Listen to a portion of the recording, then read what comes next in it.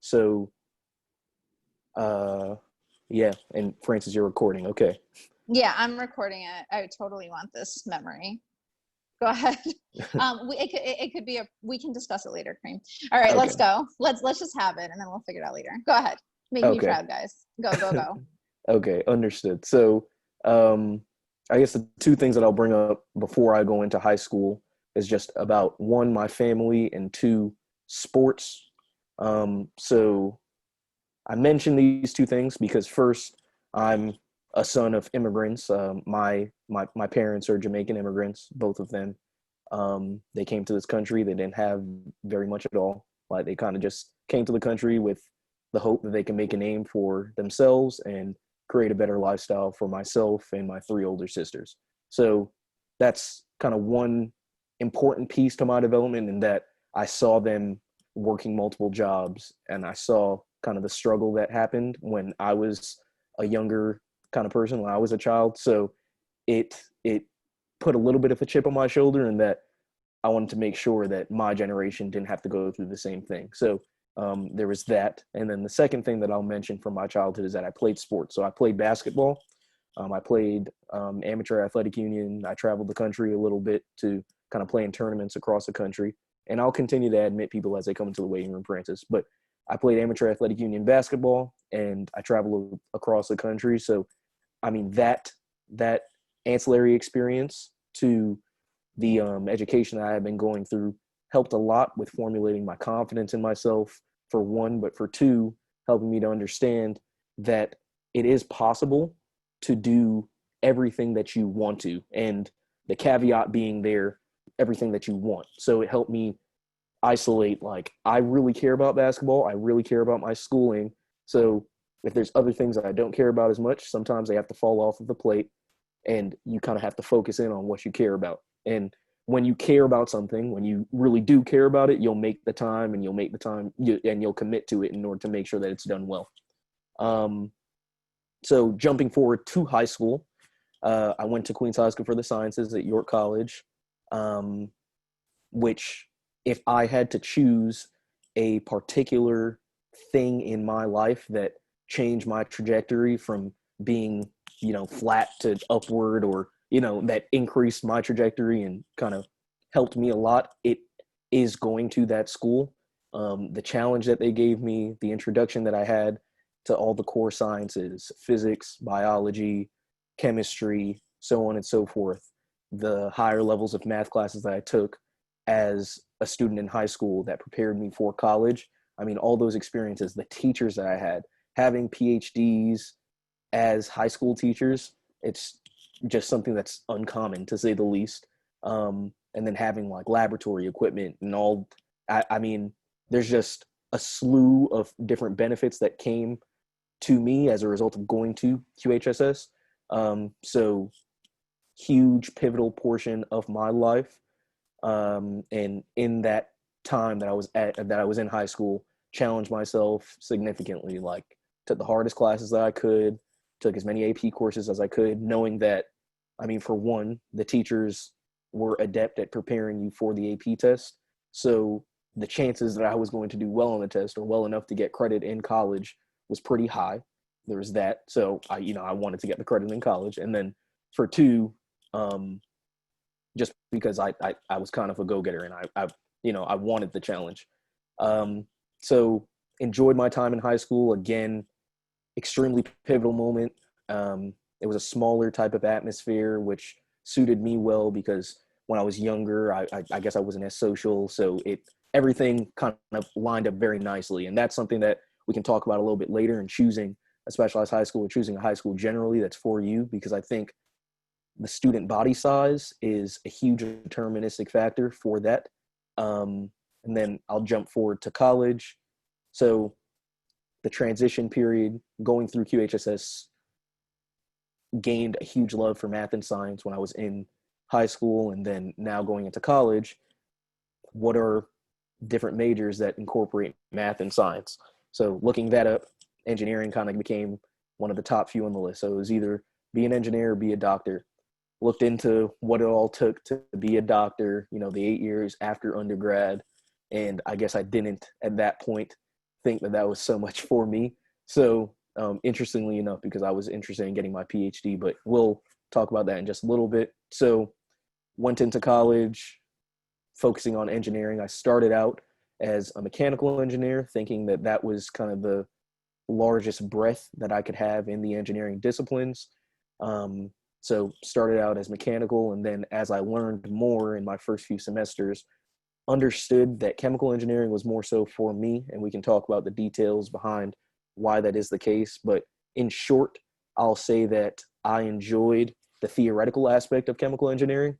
Um, yeah, it just opened a lot of doors as it pertained to research. And I, again, thought that I wanted to do my PhD. So it just seemed like all the stars aligned when it came to chemical engineering. I can be more specific about that if you guys have questions. So throughout my time at Columbia, got engaged with a variety of organizations. The first one that I'll mention, the National Society of Black Engineers. So I was the president in my junior year of Columbia's chapter.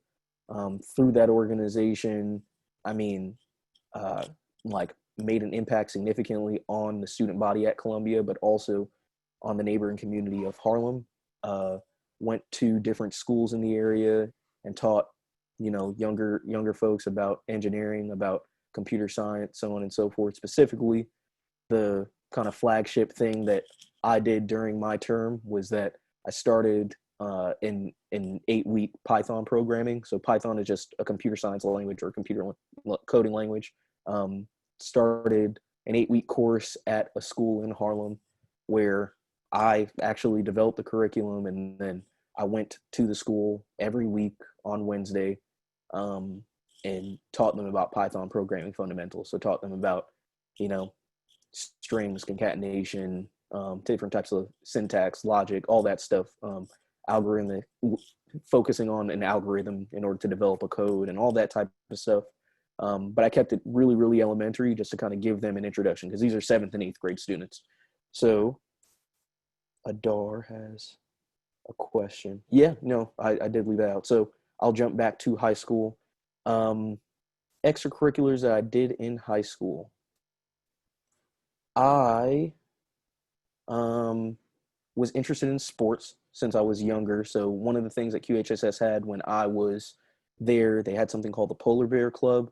And it was a nice segue for me because QHSS didn't have a basketball team, or they didn't have kind of a lot of sports. So that was one of the trade-offs that I had to consider in going from, middle school to high school. My basketball coach from when I was younger, he wanted me to go to Francis Lewis, for example, because academics were good, and then the basketball team was there. They had a good basketball team, so on and so forth.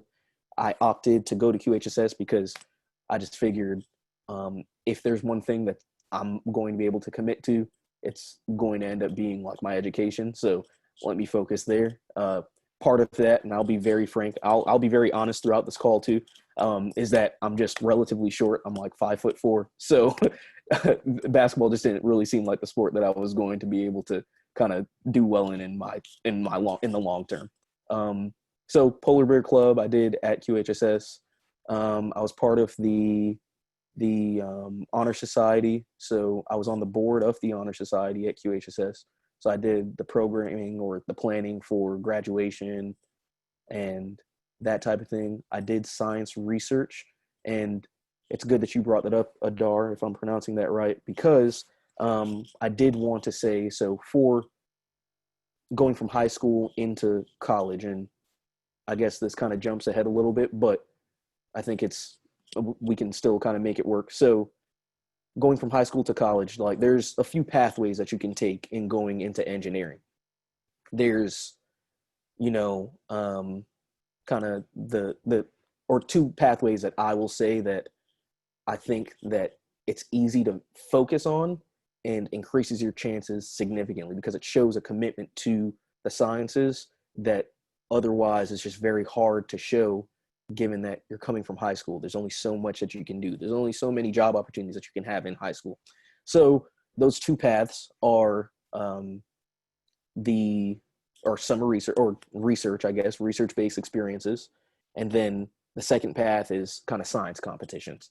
So both of them are kind of intertwined in that they're both based off of research, but they're categorically different because science competitions are kind of like you build up one project over the course of multiple years in order to present it at science fairs and different things. Like the name escapes me, but there's a multitude of different science competitions that you can go into.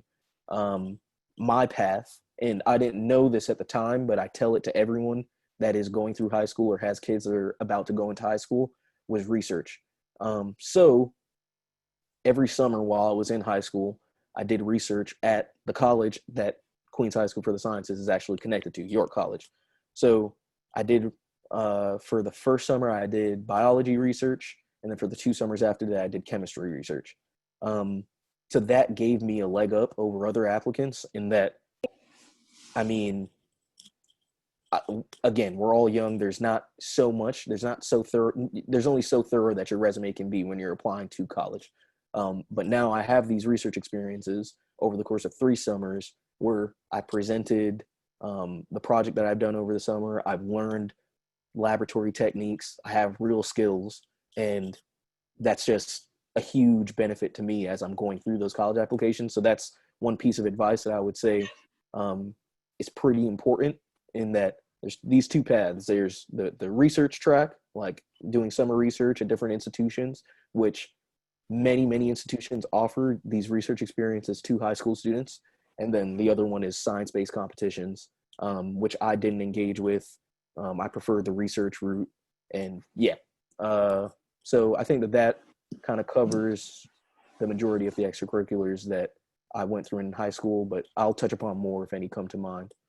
But jumping back into Columbia, the flagship experience that I had as the president of the National Society of Black Engineers, 8-week course in Python programming, taught that to 7th and 8th grade students in Harlem, and really kind of brought a lot of my worlds together, in that, like, there's my community that I'm trying to kind of like help get engagement with this STEM field. Like, you know, I'm in the ivory tower that is Columbia, but there's a lot of people in my community that could benefit from, you know, having STEM-based experiences. So brought that together, and then at the same time helping out Columbia students. I got one person a job at Goldman Sachs, another person a job at BNY Mellon. I got people connected to Accenture, to all these different like top tier corporations, just because I had the title of president at Columbia's chapter of the National Society of Black Engineers, and I really loved it. So I put a lot of effort into it. I was responding to emails up until like past midnight all the time. Just, yeah. But again, kind of one of those lessons I learned from back in the day when I played basketball is that you legitimately can do everything that you care about. The caveat being you have to care about it and be willing to commit the time. And then the other organization that was a pretty big part of my experience at Columbia was a fraternity that's called Alpha Phi Alpha. So I, like, in that fraternity, kind of, it's a fraternity that's based on kind of helping people of color and kind of getting experience in things like STEM and so on and so forth. So did a lot of volunteering when I was in college as well. We did this thing called Project Homeless, where every Christmas and Thanksgiving, we'd go down to Port Authority bus terminal and gather folks who were willing to volunteer, and we'd feed literally hundreds of people, like every holiday season. So that was pretty pivotal, and again, bringing my worlds together. So after Columbia, and if anyone has any questions about Columbia, I can go into more specifics. Just feel free to kind of put anything in the chat. So after Columbia, finished my chemical engineering degree. I also did a minor in applied mathematics, and I went to work for ExxonMobil. So worked at ExxonMobil as an integrity engineer for 2 years. Really enjoyed the job. Felt like I was graciously rewarded at that job. So that's one piece of advice that I'll say in regard to being an engineer. The money's good. And then on top of that, I felt like they also valued my input, and I was ranked really well relative to my peers. So I was doing well, could have had the opportunity to kind of, if if the stars align, kind of go the executive track. But in thinking about it, thought that what I wanted was to go back to school, and I wanted to do an MBA and a JD. And I knew that because of kind of my specific interests, and I'll talk about that in just a little bit. So where I was at ExxonMobil and kind of what I was doing, what was going to end up happening is that the timeline that I was on for my contract at ExxonMobil was going to conflict with the timeline that I wanted to be on when it came to the application cycle for graduate school. So I opted to leave, and I now work at a much smaller company that's in the same industry called Zenith Energy Terminals. So I do project management at this company, and it's actually been a huge broadening experience. At ExxonMobil, I did a lot of core engineering work. I did a bunch of engineering calculations. And of course, at any large corporation, a lot of it is going to deal with your soft skills. A lot of it is going to deal with how you communicate with people, both written and verbal. But this new job that I have takes that and then multiplies it by 10, because I interface with contractors that work for our company and do different jobs for our company. Like a lot. So I could be talking to, at the same time, 15 to 20 different contractors for projects that span Portland, Oregon, and then Mobile, Alabama, where I live right now. And yeah, it's just, when it comes to interpersonal skills, the negotiations that I go through, the pulling together of scopes of work to explain very, very succinctly what exactly I need from these contractors. So there's no guesswork involved with it, going through bidding processes. The engagement that I have with the large variety of folks that I do, interpersonal skills is kind of what predominantly my job is now. And of course, it has that basis of engineering, and that fluid dynamics now comes into play on the surface level. So the understanding of fluid dynamics and thermodynamics all are influential in performing my job well. But again, I'll say that the majority of it now is kind of the interpersonal skills. So now, jumping forward to kind of where I'm at, the application to Harvard Business, and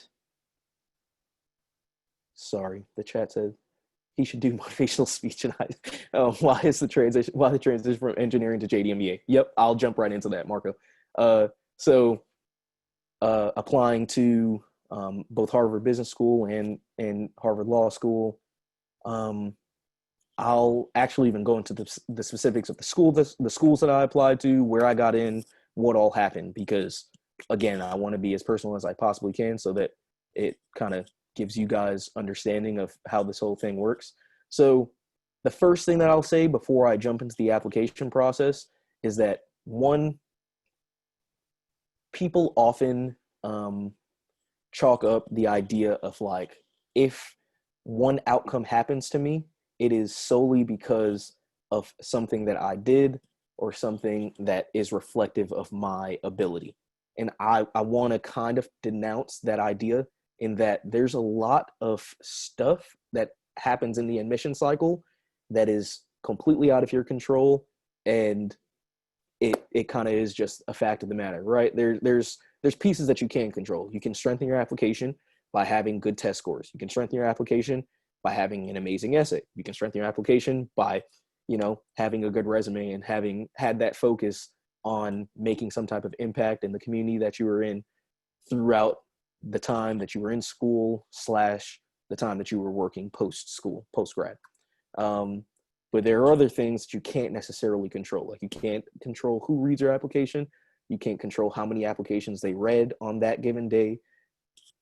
You can't control if they have an understanding of the background that you're coming from, right? Like, what if, for example, someone who was reading my application had never admitted a person who came from an engineering background, or didn't have an understanding of my ability relative to the performance of others. That's just something that I legitimately couldn't control, right? So I'll put that caveat in there, because I think that it gets, people start to blame themselves for certain things, and I don't think that it's right. But either way, jumping into kind of the schools that I applied to and the result of all of those things. So I applied to the University of Chicago, The University of Chicago's business school is called the Booth School of Business. I got in there. I got into the University of Chicago's law school. I applied to the University of Pennsylvania. Their business school is called Wharton, the Wharton School. I got in there. I got into Penn Law School as well. And then I applied to Harvard. So I will include this information. So I got into Harvard Business School first round. So that, I'm in a great position. Then, interestingly enough, for the law school, I got waitlisted. So again, I include that information because that is not necessarily reflective of anything that I did on the application. If you can look at the 5 other schools that I just got admitted to, then you think, okay, cool, just another one, number 6, is probably going to be an admittance as well. But again, there's a lot that happens in that admission cycle that I can't control. That is just there's a lot of variability to it. So got waitlisted at Harvard Law, ended up getting off of the wait list like a few weeks later, and getting admitted. And yeah, I include that just because I don't want anyone to think that just because you didn't get in somewhere, or just because you were waitlisted somewhere, it means that you weren't good enough, because those two things are not necessarily tied in any way, shape, or form. And just in the decision process to go to Harvard as opposed to the others, there were a few things. So my interest, and the question that Marco had of why engineering to JD MBA, my interest has always been in energy since I was young. I was before high school, actually, during high school, I did work with a company called National Grid, which is like a utility distributor in Europe and the States. So I got a strong interest in kind of understanding how, first of all, electricity is generated and how that gets distributed into homes across the nation. Like how does that work at its core? Because it seems pretty insane, right? We never really question when we flip the switch, the light's going to come on. When the power goes out, we kind of freak out. Like what happened, but in knowing what I know now, a lot of things had to kind of go wrong in order for the power to go out. And that's why all these safety systems are in place that you don't really even know about within your homes, fuses and breakers and so on and so forth. So I just had a strong interest in understanding, 1, how energy is generated, and 2, how that energy is distributed to homes across the nation, cities, schools, so on and so forth. And then I'll add the third one in there, how the U.S. differs from developing countries and why that is the case. So the first thing in kind of picking together that puzzle is understanding it from a technical piece. So working at ExxonMobil, working at Francis, working at ExxonMobil, working at National Grid, and doing all the other experiences I had with regard to energy, kind of got a technical understanding of how energy is produced and energy is distributed. Now, understanding that piece of why is it that developing nations don't have as robust an energy infrastructure that when in contrast to the United States. So that's where the legal piece comes in, and specifically as it pertains to the legal portion of things, I'm interested in tax equity transactions. So at some point in my life, I hope to be a transactional attorney that does tax equity transactions. I could talk a little bit more about what all that means. And then on the business side, the actual funding that goes into the development of renewable infrastructure, or just infrastructure generally, like utility systems and distribution systems. So have been looking at like private equity and infrastructure type funds. And going from an engineering background, you would need an MBA in order to pivot into an industry like that. So taking that technical knowledge and applying it in a legal space as well as a business space. And those are the specific practice areas that I would be interested in. Yeah, so about the schools. Oh, let me open the chat. I'm sorry, I'm like rambling. Great questions, keep asking away. What engineering major? Oh, so Diana, I pursued chemical engineering. I started off at Columbia as a mechanical engineer. I switched over to chemical engineering probably my second semester. Yeah, and I switched over to chemical engineering because I wanted to have greater breadth in my engineering discipline, and I also just wanted to be more theoretical. And part of that is that I wanted to pursue my PhD. By end of junior year, I ditched the idea of doing the PhD just because I wasn't so interested in getting more depth. And that's kind of what I was touching upon. I wasn't so interested in getting more depth in the engineering field. I wanted more breadth. So I wanted more of a business understanding and more of a legal understanding because of my interest, my overall interest of kind of understanding why there is such a large dichotomy between the development of like energy utility systems and such in developing nations versus the US. And then Anna said, how important is it to succeed in the sciences in high school to be able to pursue STEM careers or studies in colleges? So that's a great question. I would say that it's pretty important. I can't even downplay it. Yeah, it is pretty important. I did exceptionally well in all my physics courses and chemistry. I got fives on all of those AP tests. Actually, I got a 4 on the AP chemistry test, but that was because I probably took it a little too early. But yeah, either way, yeah, exceptionally important.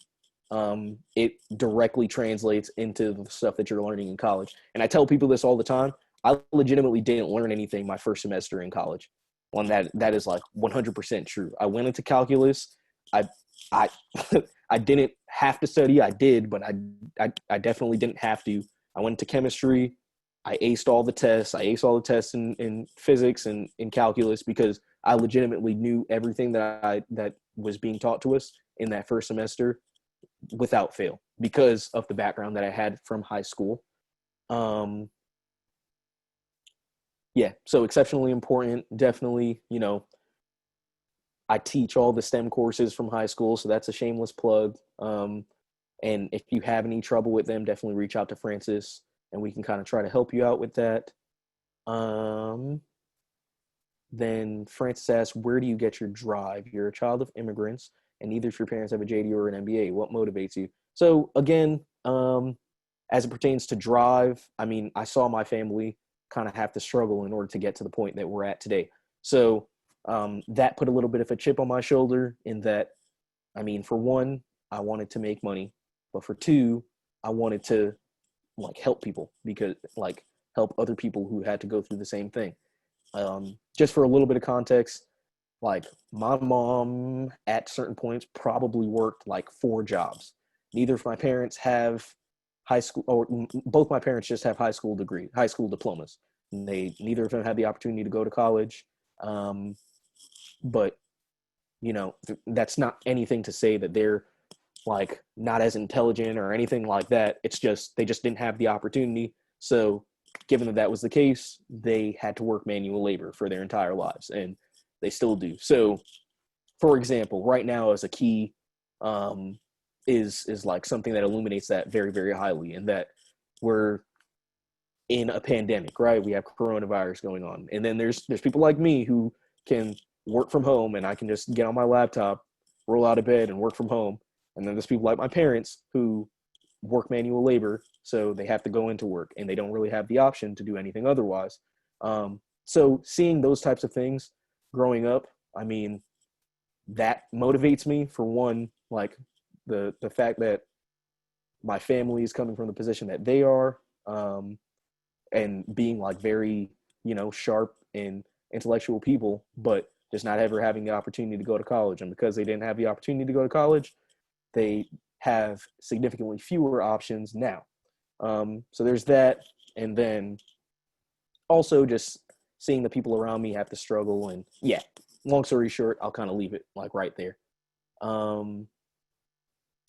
Christopher Gopal said, do you have more of a chance of getting a job with an engineering degree or engineering technology degree? So I'd say you have the option to get different jobs. Engineering degree, so there's different types of jobs that you can get with different types of engineering degrees.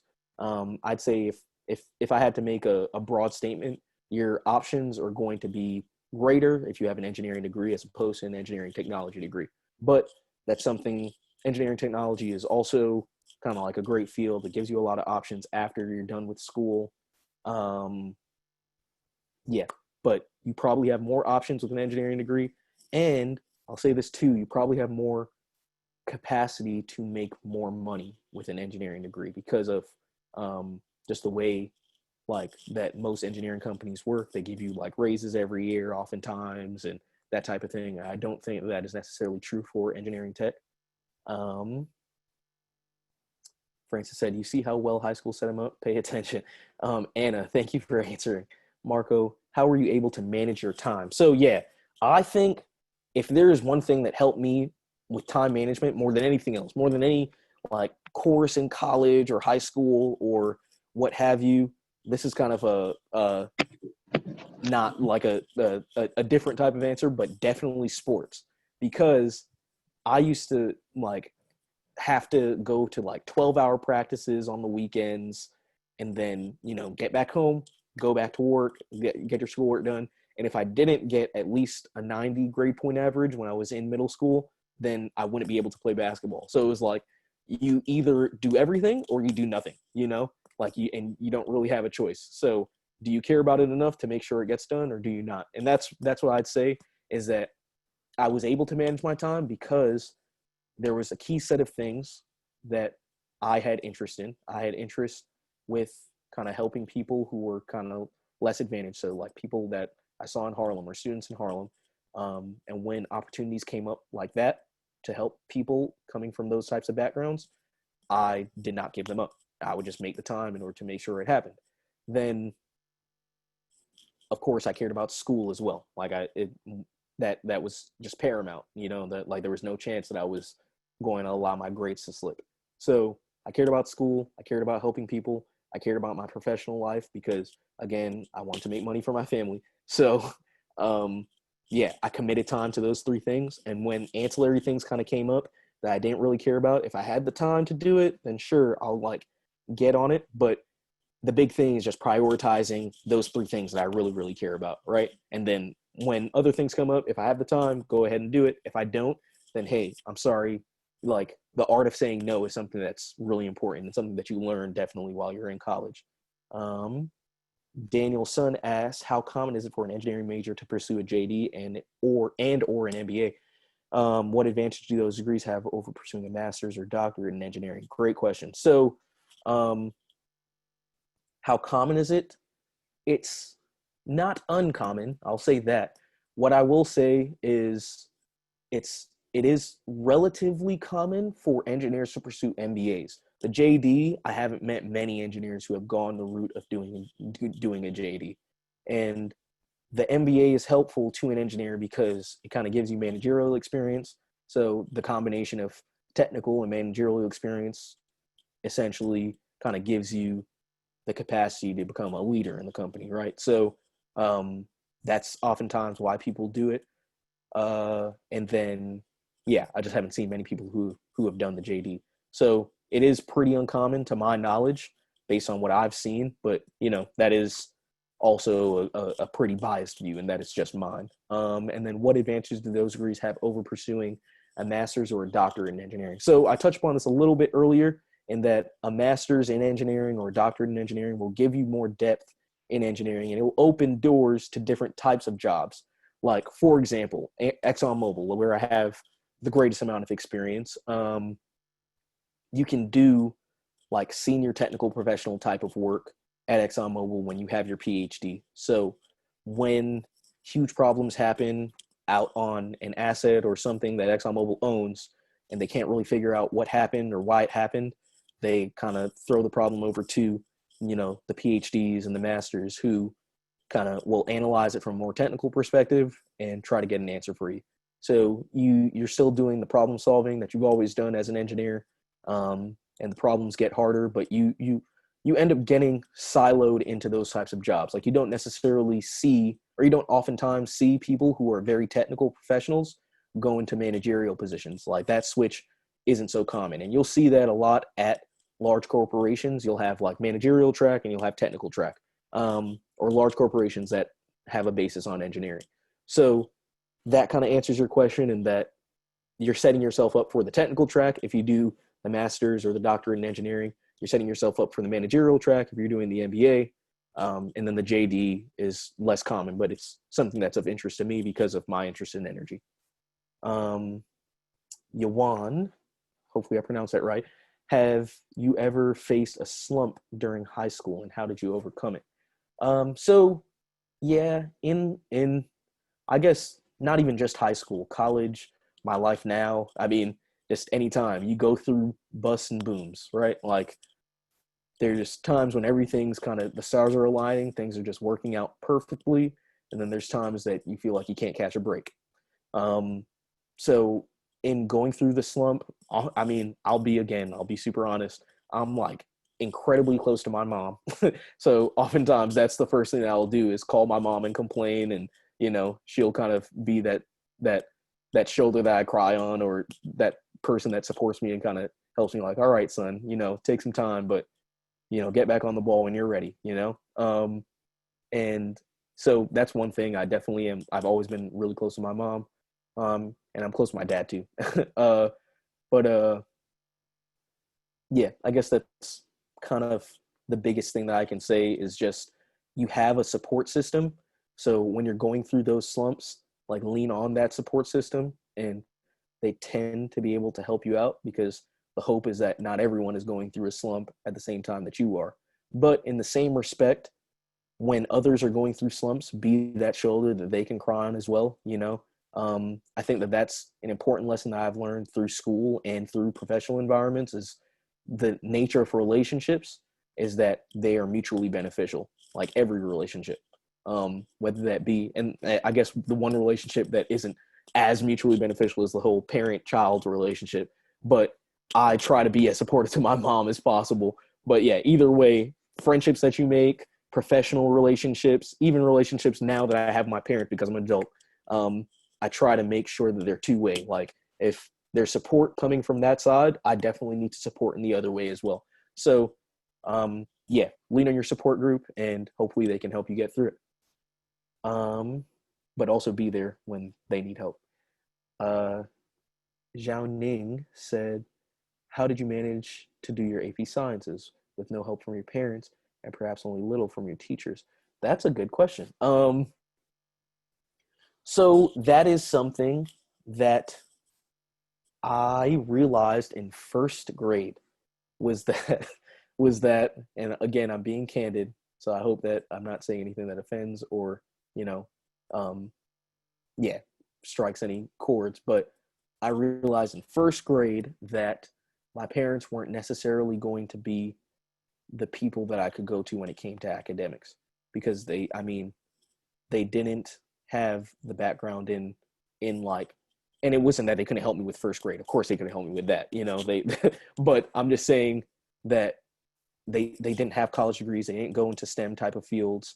And there was some experience that highlighted it. It wasn't necessarily a personal experience, but I don't remember exactly what happened, but it just was like, oh wow, okay, if I'm going in this route and if I'm going in this direction, this is not, my parents aren't going to necessarily be able to support me in this specific type of way. But again, like they are supportive in like other ways, like significantly.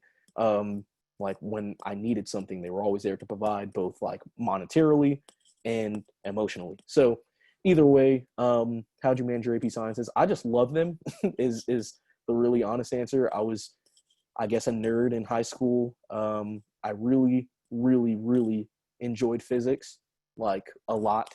I remember when I graduated from high school, my physics teacher, Dr. Rabel, who I still stay in touch with today, came up to me, and he's like this Austrian guy, so he has a really thick accent, and yeah, so he comes up to me, he's like, Kareem, you are special. You are special. Um, I haven't seen a physics student like you in a long time. So I really did love physics. I love calculus, and yeah, I mean, I also had good friends that I could bounce ideas off of, and that's a huge benefit to going to a school like QHSS is that there's going to be people around you. Like the academics will challenge you, yes, but there's going to be people around you that challenge you to be better and also support you in like, dang, I don't really understand this topic. Do you guys get it? Oftentimes, someone will get it. Someone will get it. But again, the nature of relationships is to be mutually beneficial. So when they don't understand something you have to be that shoulder that they can end up leaning on. So that's what I'll say is that I had the support of classmates, and I also just had a natural affinity to it, I suppose. I just enjoyed it, frankly. And yeah, I didn't have much help from my parents when it came to the academics at that point because they hadn't done much as it pertained to physics and chemistry for sure. Um, but I did have a good amount of support from my teachers, and I will say that that's something that I don't necessarily think is the case at every school. Is that the teachers at a school like QHSS are just light years above. Like again, I had two PhDs who like one of them was my chemistry teacher, one of them was my physics teacher, and I mean having a PhD by no means means that you're like a great teacher. But these two people, they were excellent, like amazing teachers. Extremely thorough, extremely organized. My calculus teacher was pretty good. Yeah, like I mean, the teachers were definitely there. Diana asked, "Did you pursue research in Columbia? If yes, where did you get the opportunities? Also, how did you find the internships? Did Columbia give you the information?" Lots of questions. I like them. All of them are good. So, did you pursue research in Columbia? Yes, I did. I did 2 years of research in a lab that was led by a professor called named Professor Daniel Esposito. Daniel Esposito, if you look him up, he manages the solar fuels lab at Columbia, and he's a chemical engineering professor. Great guy. And I mean, at that point, his lab was pretty small. Now it's like a lot bigger. So I didn't have much of a problem getting my foot in the door.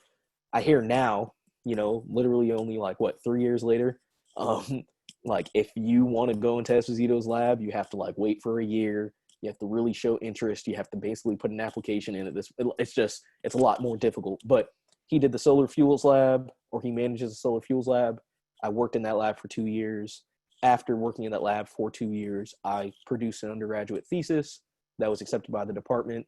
That was really cool. It basically dealt with like a bunch of chemical engineering terms, but I'll just distill it down to saying efficiency of capturing solar energy is what it dealt with. If yes, where did you get the opportunities? I got them at Columbia.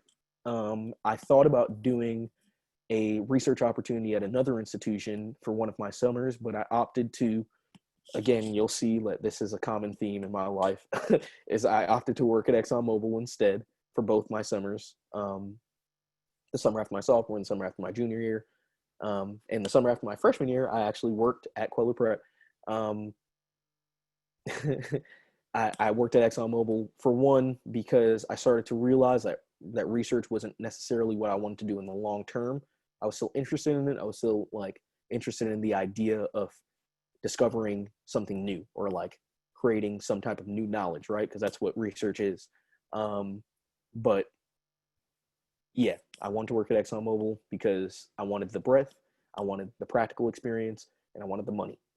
And also, how did you find the internship? So I found the internships through the National Society of Black Engineers. And again, the nature of relationships is symbiotic. So the National Society of Black Engineers, I went to Nashville, Tennessee during my freshman year to go to their national conference. And I guess it was in March of 2014. I met with some ExxonMobil reps. One guy I was talking to him, telling him my GPA, I got a 3.8 something, whatever, in my first semester. So he was like, "Oh, wow, and you're a freshman?" I was like, "Yeah." So we're talking back and forth. He's like, "Wow, you're like a good kid. I don't know if we can get you an internship this time around because we don't traditionally give internships to freshmen, but stay in touch and I will help you out." And I looked at him. I said, "Okay." So I stayed in touch with him. I followed up with him maybe every quarter or so just to kind of check in. They kind of kept my name on the list, and eventually I got an invitation to something called the Future Leaders Academy at ExxonMobil for my sophomore year. And that transitioned over into being an internship. So a few things are highlighted there. For one, when someone tells you to follow up, do so. Don't let them fall off of your radar. For two, the National Society of Black Engineers connected me with this internship, right? So, or connected me with ExxonMobil, and I after that connection happened, I was able to kind of segue it into an internship. But that opportunity was catalyzed by the National Society of Black Engineers. So at that point, it now becomes my responsibility to give back to this organization because it's done a lot for me, you know, like, so that's why I gave so much to NSBE. I gave a lot of time in college to NSBE, National Society of Black Engineers. Yeah, I gave a lot of time to it. I eventually became the president my junior year. I like fulfilled that mission of the organization, and that I took the experience that I had in college and I transferred it over to other students. Yeah, so again, nature of relationship symbiotic. NSBE helped me out. My turn to help NSBE out. And when someone tells you to follow up with them, especially as it pertains to like a professional opportunity, even if it's something that isn't really of interest to you, try your best to follow up, because if that person took the time to reach out to you, it's just professional gratitude to kind of like express that time and effort back to them. And did Columbia give you the information? So yeah, Columbia has this thing called the Center for Career Education, and every institution will have something similar to that will connect you with internships and connect you with other things. ExxonMobil was not on that list, so I can't say Columbia connected me with ExxonMobil. The National Society of Black Engineers did. But that said, I mean, Columbia has a huge list, a huge Rolodex of companies in all different types of sectors. And now I'm on the list for a rep for ExxonMobil. Francis asked, how important do you think your SAT and GRE scores are to the application? How about your SHSAT? So SHSAT is a simpler one to answer because there's cutoffs. You know, if you don't have the score, you don't get into the school. And it's literally that simple. And sometimes it's harder, sometimes it's easier, depending on how much competition there is that year. But yeah, there's just cutoffs. So it's easy to answer that one. The SHSAT is of paramount importance. So again, shameless plug, you know, reach out. I tutor the SHSAT. Francis has plenty of tutors that do the SHSAT. But SAT and GRE. So the way I perceive the SAT and GRE, and this is, again, my opinion, I'm just being completely candid with you all. The SAT and the GRE is one part of your application, right? Like, it is not a deal breaker if you do not do well, or do you not do like what you consider to be well on your SAT or GRE. But what I will say about it is, if your score is good, then it removes the opportunity for someone to question your application, like, almost wholly, right? Like, for my SAT, I got a great score. So when it came to Columbia, there was no way that they were going to question, like, is he going to be able to stand up to these academics? Yeah, my scores are on par with the average score that you have for the school. So I should be able to, in theory, based on that data. GRE scores. I mean, for my GRE, I scored in like a 95th or something percentile on the quantitative section, and I did well in the reading section. So again, it just like, okay, the application is now in front of Harvard, and they're like looking for things to kind of ding me at, you know, because they have to compare me to other applicants. So when they see my GRE score, they're like, oh, we can't ding him for that. But other applications are probably falling because those GRE scores aren't as good. So again, it's one part of your application. If you're not a great test taker, it just doesn't work out for you, you know, focus on strengthening the other parts of your application. But what I will say is it's an addition to the application. It removes the opportunity for someone to look at you any type of sideways. Francis asked, what role did your specialized high school play in your Columbia acceptance? Yeah, so when you're going from high school to college, they look at the rigor of your high school, and QHSS is ranked near the top of the schools in New York. So if my GPA was low, like, let's say, I think I graduated from high school with like a 93, 95, something like that GPA. Then there's students coming from other schools who are graduating with 100 plus, but they're looking at mine and they're saying, well, he's probably been through more academic rigor than these other students because of the courses that he's taken, the scores that he's gotten on these AP tests, and the rigor of the academics at his institution, just generally. So it helps in that respect. Chloe asked, did you have any hobbies or anything like that which made it hard for you to balance life? How did you overcome it? Any tips for others? So I'll kind of give the same advice that I gave a little bit earlier. Hobbies, basketball. I love basketball. I don't have much of a chance to play basketball here. because there's just not a lot of a basketball culture down in Mobile, Alabama. But when I'm looking forward to going back to school and joining the intramurals or joining the basketball club at, you know, the business and the law school, because it's just something that I love. And because I love it the way that I do, I commit the time to it, and I understand, okay, if I'm going to spend 3 hours playing basketball, then I'm going to not have that extra 3 hours of sleep unless I account for it by being more efficient somewhere else later on in the day. So did it make it hard for me to balance life? I wouldn't say so, because again, it's just about focusing on the things that you care about and not doing things.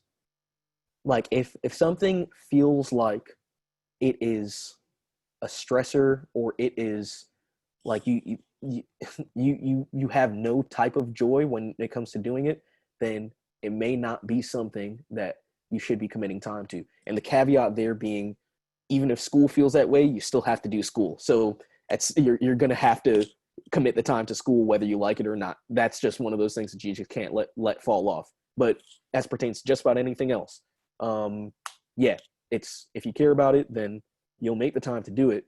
But if you don't, then you kind of have to just let it fall. And how did you overcome it? Yeah, I just focus on the things that I really care about and let the other things fall off of the plate. And any tips for others? Focus on how you're feeling when you're doing the hobbies that you say that you want to maintain, right?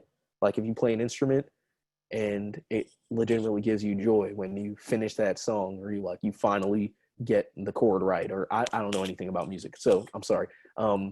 If you're playing a competitive sport, and that joy that you feel when you win a tournament, or that pain that you feel when you lose a tournament, like both of those things show that you have passion for it, right? So if that passion is really there, I would say make the time, figure it out, and do your very best. But if that passion isn't there, then start to question if it's worthwhile to kind of add in that in association with your academics, because academics do take a lot of time and make it hard. They make it hard for you to have a bunch of hobbies, a bunch of other things that you're engaged with. So yeah, I'll say that, and I'll kind of leave it there. Daniel said, I often hear that a bachelor's in engineering is a very versatile degree. What other careers, job opportunities can engineering degrees provide? So the question is, what other industries can an engineer go into? So there's a variety of them. So I'm a chemical engineer. So and I guess I'll touch upon a little bit about the differences between the engineerings, because that'll help. So when I talk about chemical engineering, I say that chemical engineering is the engineering of fluids. If fluids are associated with your job, then you probably have a chemical engineer there at some level. So fluids are associated with the food industry, the oil and gas industry, consumer products like Procter and Gamble and Unilever, so on and so forth. Sitting here next to you. And then, yeah, so on. So those are kind of like core chemical engineering type of industries. And then there's other types of industries that other engineers go into. So like aviation, so mechanical engineers, for example, aviation, auto industry, so on and so forth. Anything that has rotating parts is kind of something that would be a mechanical engineer. Civil engineers focus more so on structure. So oftentimes when it comes to like project management, when it comes to like real estate, like building and so on and so forth, so you're going to see civil engineers there. When it comes to like companies that do the infrastructure for cities, so bridges, so on and so forth, there's going to be civil engineers there. So yes, the engineering degree is very versatile, because you can go into the specific industry that your type of engineering leads you to. So in my case, I went into oil and gas. I'm coming from a chemical engineering background. It's a very easy pivot. But because that degree is so focused on quantitative skills, it oftentimes can translate into things like finance. So a lot of people, and this happens specifically at Columbia because of its proximity to Wall Street, but a lot of people graduating from Columbia end up going into the finance industry. So they'll go into like large banks.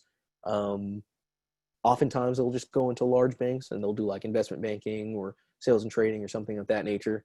But they also go into consulting being like the support organizations that help larger corporations to gain efficiencies and like perform better as a company. So you do a lot of financial modeling when it comes to consulting. You have quantitative skills when you're coming from an engineering background. So again, that's an easy pivot. So hopefully that answers your question, Daniel.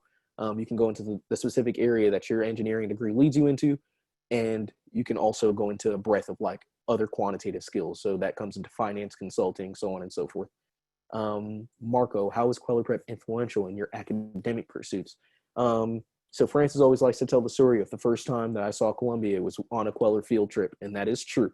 So yeah, when I applied to school, when I applied to college, I only applied to schools in New York because my middle sister was having a baby. I didn't feel comfortable kind of leaving the family when it was in such a transitional stage. So I wanted to be close to home, and I didn't feel comfortable just like leaving the family, not for personal reasons, but just because, again, my family was in a developmental stage. So I only applied to schools in New York, and one of those schools was Columbia. I don't know if I would have even, well, I don't know if I would have had as positive of an opinion of Columbia if I hadn't gone on that field trip. So yeah, that is kind of the biggest influential factor as it pertains to academic pursuits. Christopher Gopal, is mechanical engineering only theoretical or is it practical as well? So mechanical engineering can be either. And I mean, frankly, any of the engineering disciplines can be as theoretical or as practical as you want it to be. I think personally that as it pertains to theory, chemical engineering is a great one to go into because there is so much in chemical engineering that you just can't see. When it comes to mechanical engineering, when you're learning about bearings and pumps and rotation, those are all things that you can see it with your own eyes, right? Like you can see when a bearing is worn and what happens as a result of that. You can see what happens internally on a pump. You can't see molecules interacting with one another. So all of that is like very theoretical just in nature. So I'll say that there's that caveat there, but you can make mechanical engineering very theoretical. Like you can go and do your PhD in mechanical engineering for sure. I'll just say that the basis of chemical engineering is theoretical, like at its core, because of that idea that you can't see what's happening. So yeah, you can make it as theoretical as you want. You can go the PhD track. My first boss at ExxonMobil was a guy named Tom Anderson. He had a PhD in mechanical engineering, and he did his thesis on spectrophotometry and like density of particles in a given space using light. So I mean, that fell into mechanical engineering, right? And a lot of these engineering disciplines will overlap too, and you'll notice that as well. But yeah, so it can be theoretical. It can also be practical. Like I said, you can go into the auto industry, you can go into aviation, you can go to space organizations, you can go to NASA, so on and so forth. Yeah, so hopefully that answers that. And then Frances, can you talk about your tutoring at Queller Prep? Thanks, Marco. We inspired his college. I forced him to visit Columbia. We were going on a group trip. Okay. That was a very Francis answer. How can you, and yeah, so about my tutoring at Queller Prep. So I started at Queller not as a tutor. I started just like helping when I was in high school. And I started tutoring, I guess, maybe senior year of high school / freshman year of college, somewhere around that region. And since then, I've tutored the whole gambit, whole gamut, I should say. I've tutored chemistry from high school all the way through college level. I've tutored biology, which I don't tutor as much anymore because I haven't done biology as much as of recent, I've tutored physics, both the electricity and magnetism one, and then also Newtonian mechanics from high school all the way through college. I've done all types of math, as easy as like elementary algebra to as difficult as differential equations in college. So algebra, trigonometry, geometry, calculus, pre-calculus, so on and so forth, all levels of calculus, multivariate, so on and so forth. I've done tests. So I've done the Hunter test. I've done the SHSAT. I've done the GRE. I've done the GMAT. I've done the GMAT. I haven't taken the GMAT, but I can tutor it for sure. I've done the SAT. I've done, yeah, I mean, yeah. And Francis is saying he used to work 12 days at 12 hours. Yes, I did. You know what? I definitely did tutor when I was in high school. And again, things that you're committed to, right? I mean, I think that tutoring is one of the most intellectually stimulating things that anyone can do, because it is I'm going to be on my soapbox for just a second, but I'll jump back into it. It is so interesting to like be staring across the table at someone else and you're explaining something to them and they're like, I don't get it. I don't understand what you're saying. I just don't it just doesn't make sense to me the way that you're explaining. So you have to kind of back up in your own head and recalculate, reapproach things, and see if you can approach the problem from a different perspective so that you can explain it to people in a different way. And it is, I mean, I've learned a lot in tutoring because I've had to kind of like take all those steps back and then think about, okay, how can I better approach it based on this person's background? How can I better approach teaching them this specific thing? So it's an exciting thing. I could talk for a day about tutoring and like the interesting experiences that I've had as a tutor, but I won't. And yes, like Francis was saying, I used to, that my interesting fact is that how long do you spend in high school? You spend like 7 hours in school, something like that. I used to work as many hours at Queller as I did as I stayed in school. And again, it's because like, okay, I started tutoring and I was like, oh wow, this is incredible. This is an incredible experience, you know, when you're teaching geometry to someone and then they don't get it. So you have to like reteach to yourself in a different way and then help make sure that you explain it to them in that particular way. So yeah, I worked as many hours at Queller as I did in school, or as I spent in school, for my senior year of high school.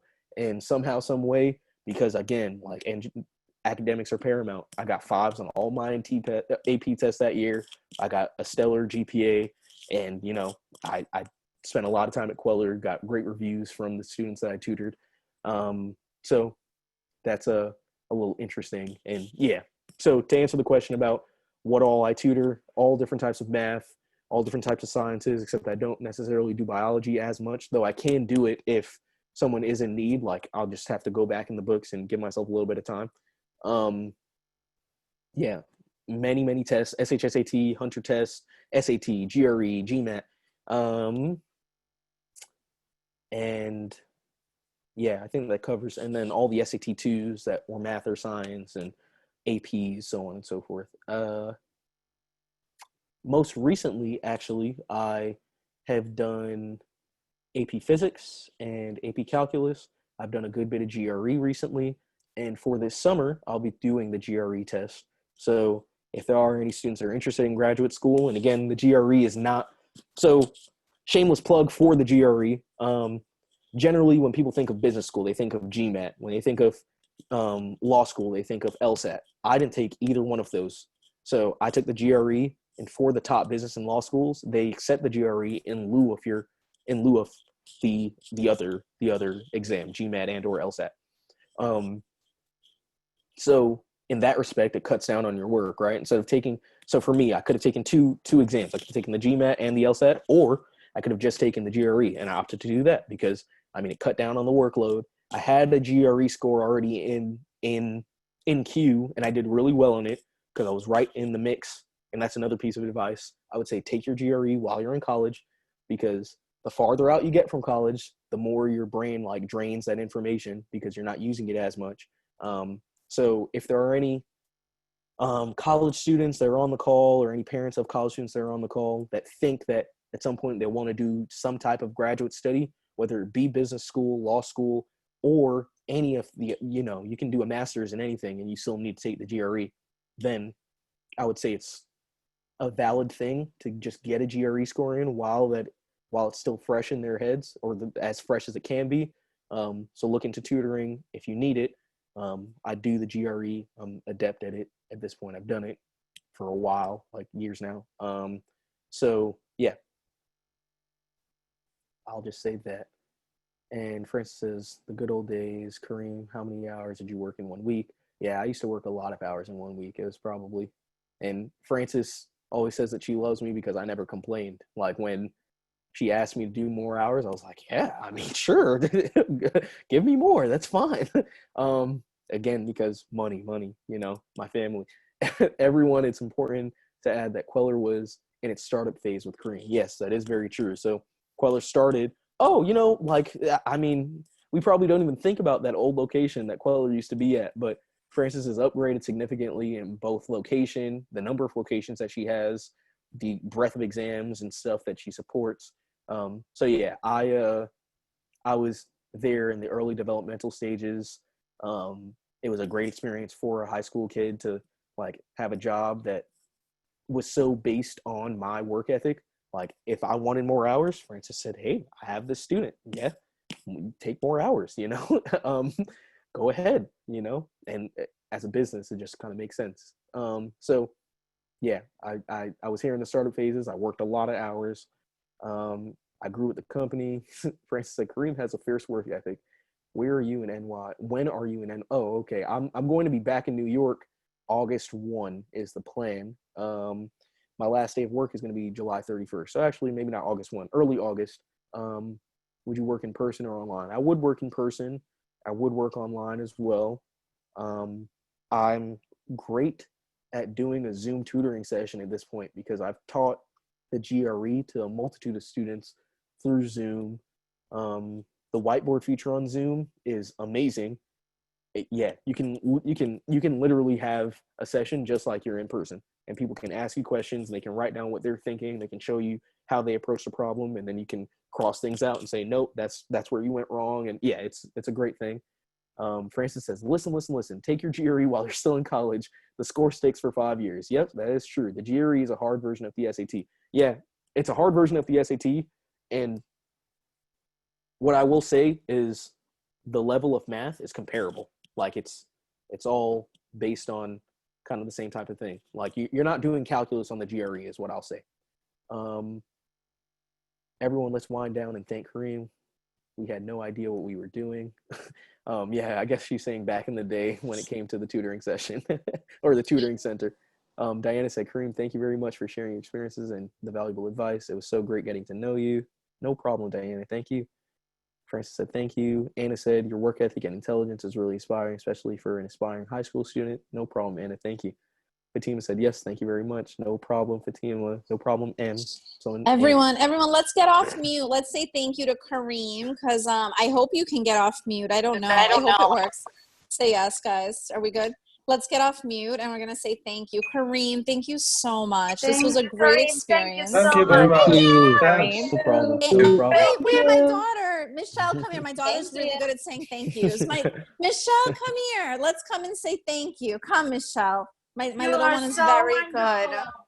Just say thank you, Kareem. You're the best. I love you. Say you're the best. I love you. Say you're a genius, Kareem. Say I hope you have a great day. Oh, I hope you have a great day too. Kareem, thank you. You can be my tutor. Say don't charge me too much money. Okay, go. Say Kareem. Be my tutor. Everyone say thank you. Please go off mute. Say thank you. Let's enjoy. And thank you. Really. Thank you. Thank you. No problem. No problem, Thank everyone. you. Thank you for joining. I hope that it was helpful. If you guys have any questions, you can feel free to reach out to me. Is that okay, Francis? For me to share? I'll give you they'll get it through the Queller email anyway. But I do want to kind of plug and push the parents.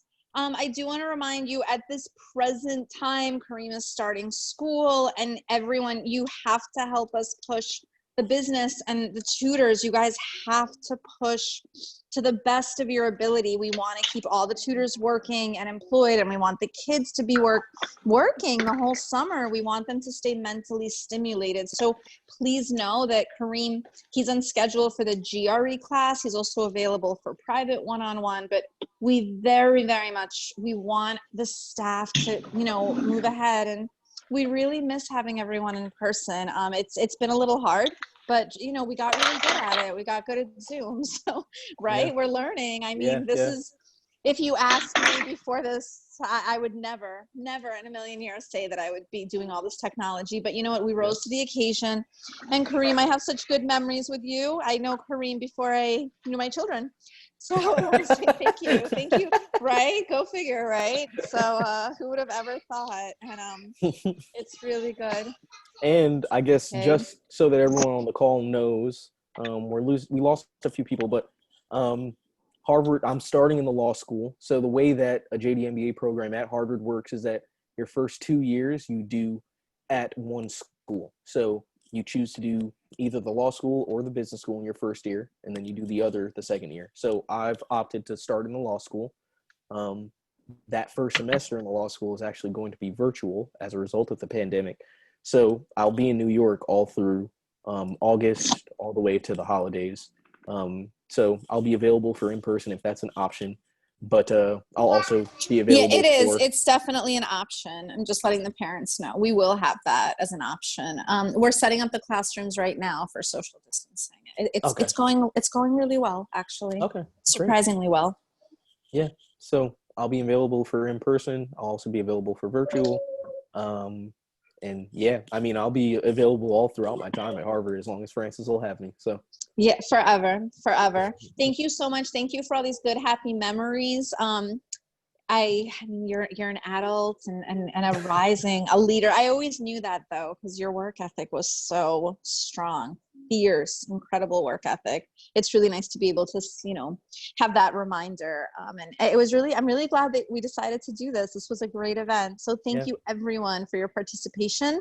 It means a lot to us. And please make sure to share with all of those who are, in college right now, that Kareem is on schedule for the GRE class and quite a few private sessions outside of that. Thank you, everyone. I'm going to close this up, and that's it. I'm going to close the meeting. So my final thank yous to everyone for your participation. It really, really means a lot that you guys joined, and thanks for supporting this business. It's really been a journey lately, but it's moving along. Okay, thank you very, very much. So Kareem, right. I'm gonna log out. I'm gonna close everything. Sounds good. Okay, you want to say right. something to Kareem? Wait, my little one wants to. Hold on, Kareem. Let me see this. Here, you want to say something to Kareem? She's getting confused. That's so funny. That's her association. Michelle, actually, Kareem, you want to laugh, Kareem? I had at the last webinar, I said, Michelle, do you want, it was Kira. I said, do you want Kira as your tutor? And she ran away because she understands tutor is like school. Yeah. Do you want tutoring? You want to learn? Do you want tutoring? No. She's like, I don't want to tutor. Yes, we're going to have Zoom school every day. All right. Well, thank you. Thanks, Kareem. Okay. I'll talk to you later. We're all set. Everyone, Bye, have guys. a good night. Thank you for joining. Bye. Bye.